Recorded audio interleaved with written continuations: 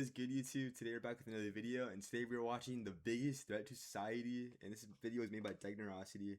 But this guy makes, like, don't even get me started. I've been watching this dude for as long as I can remember, and I was looking at the comments for this. Look, it even says, he has no rules, no boundaries, he doesn't flint at torture or human trafficking or genocide.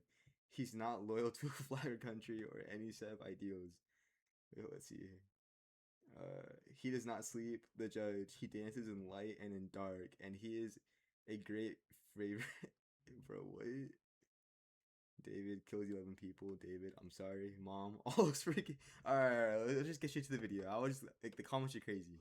One man allegedly went too far when he was told his Little Caesars pizza was not hot and ready, pulling an AK-47. He's a monster. Bro, He's not a human being. He's a monster. oh, Drug addict, a psychopath. Killer. And I hate it so much! I hate it! They said wanted, dead or alive. Overnight, growing national unrest. Boy, what's going on in Miami, bro? They need to stop him.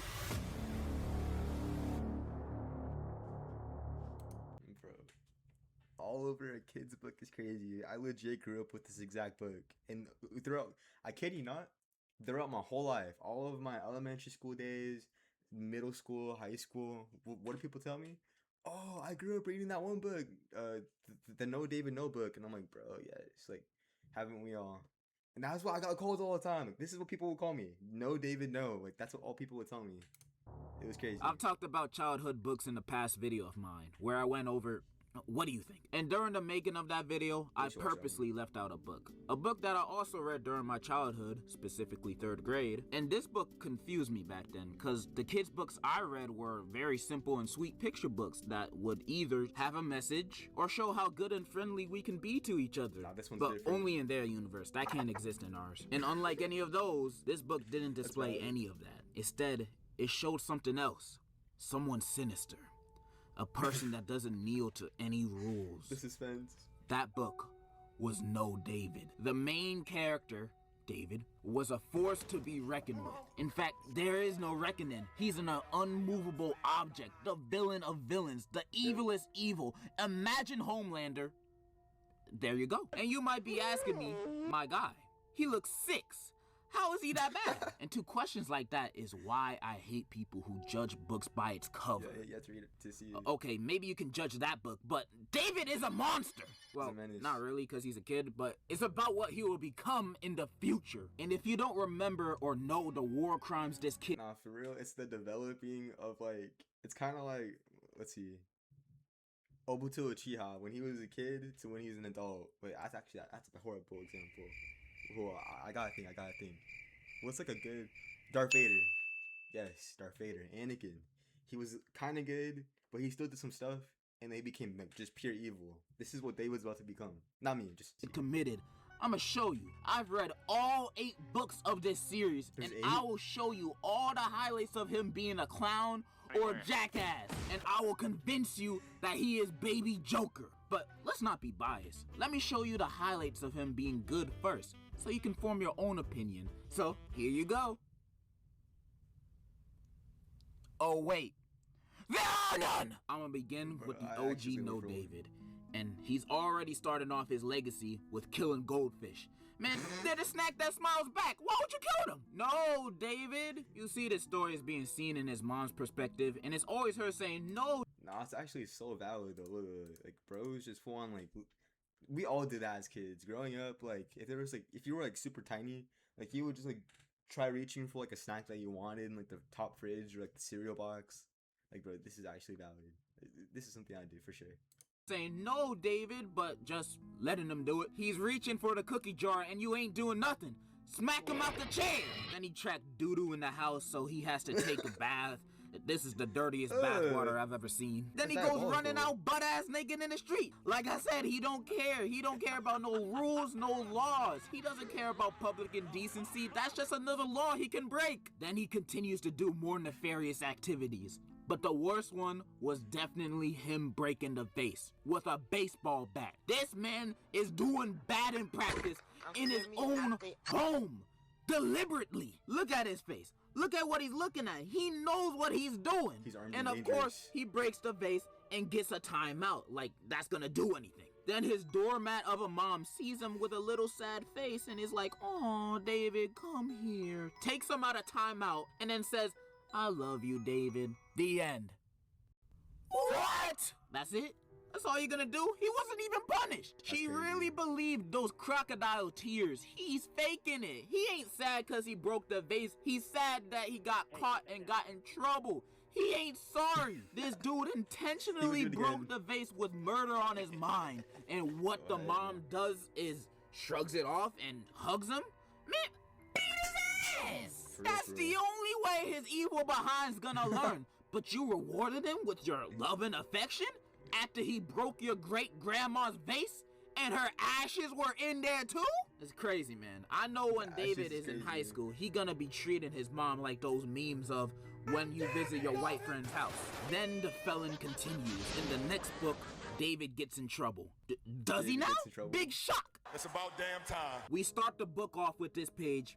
I didn't mean to. You're riding a skateboard in your house. What you think was gonna happen? Plus you got that big smile on your face. You meant it. It was an accident. Bruh, this is the first 2 pages, and I'm already calling the police on him. I couldn't It's very deal beginning with this kid. This man belongs in juvie. He ain't normal. And then you have this dude walking to school in his undies. This boy just wants problems. And all the kids are laughing because he's the class clown.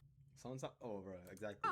David, Bro, I wonder if that was like, this is like every like backstory of all the class clowns, like when they're like young to when they get to high school, like the evolution of it. Bro, this is exactly what he is.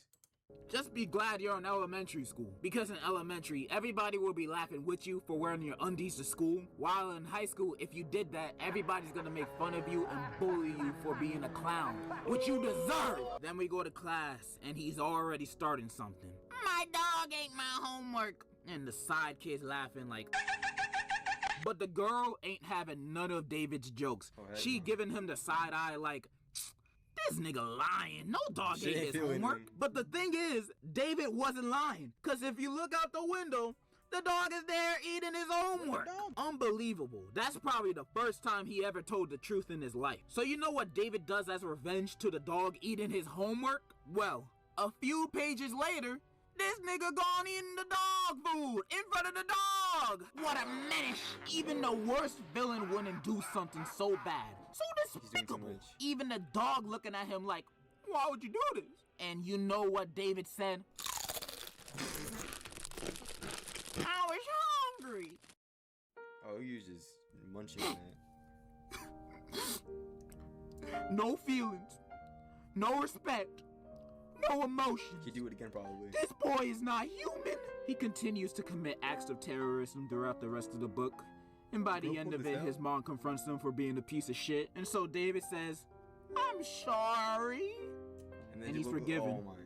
That's Bro. it. That's all. That's the end of the book. You know, That's I'm crazy. noticing a pattern here. I'm noticing that no matter what this David kid goes to does, school, he's bro. always gets the long end of the stick. He always wins. Even when he's wrong, he wins. He's the greatest supervillain of all time. And he's like this in every book. Like, here He's every supervillain's inspiration. Like I feel like every like supervillain when they grew up, like they were probably reading this book out of inspiration and try to soak up all the knowledge that they could get from like the whole series, bro. Like, this is just crazy.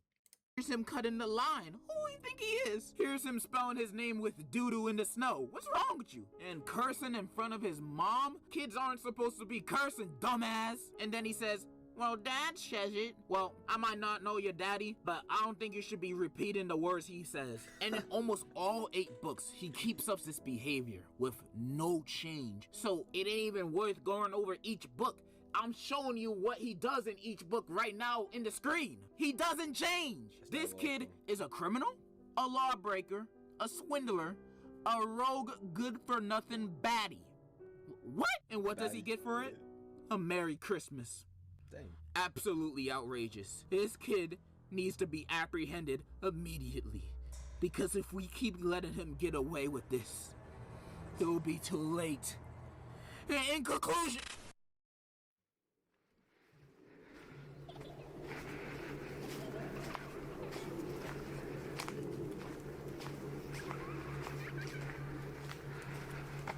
That's wrong before us.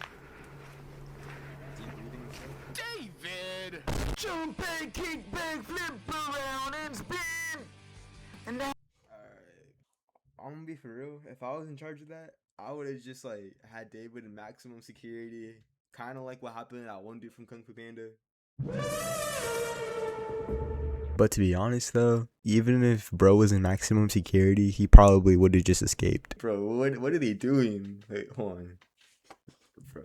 A whole video dedicated on the biggest threat, which was a kid's book that I grew up on. Honestly, he's not lying. He was